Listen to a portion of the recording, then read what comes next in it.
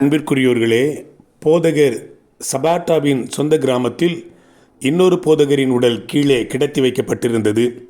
இந்த போதகர் முந்தின நாள் இரவு கொல்லப்பட்டிருந்தார். அவருடைய உடல் சாதாரண துணியால் சுற்றி மூடப்பட்டு மெழுகுவர்த்தி எரிய குடும்பத்தினரால் சூழப்பட்டிருந்தது. தீவிரவாதிகளால் அவருடைய திருச்சபைகளும் வீடுகளும் எரிக்கப்பட்டு இருந்தும் கொல்லப்பட்ட போதகரின் திருச்சபையின் ஜனங்கள் வெளியே மலையில் இருந்து பாடல்களை பாடிக்கொண்டிருந்தனர்.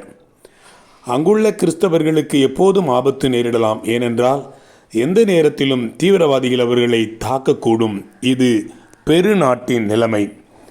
பெருநாட்டினுடைய போதகர் சபாட்டா சில ஆண்டுகளுக்கு பின்னர் இந்தியாவிலிருந்து சென்ற விருந்தாளிகளை வெள்ளை சிலுவைகளால் நின்று கொண்டிருந்த கல்லறை தோட்டத்திற்கு அழைத்துச் சென்றார். ஒவ்வொரு சிலுவையும் கம்யூனிஸ்ட் ஆட்களால் கொல்லப்பட்ட கிறிஸ்தவர்களின் நினைவிடமே. பெருவின் கிறிஸ்தவர்கள் இயேசுவிடம் எதையும் எதிர்பார்க்கவில்லை, மாறாக எதையாவது கொடுக்க வேண்டும் என்றே விரும்பினார்கள் என்றார். இந்த இயேசு கிறிஸ்துவுக்காக நாம் எதையாவது இழந்திருக்கிறோமா?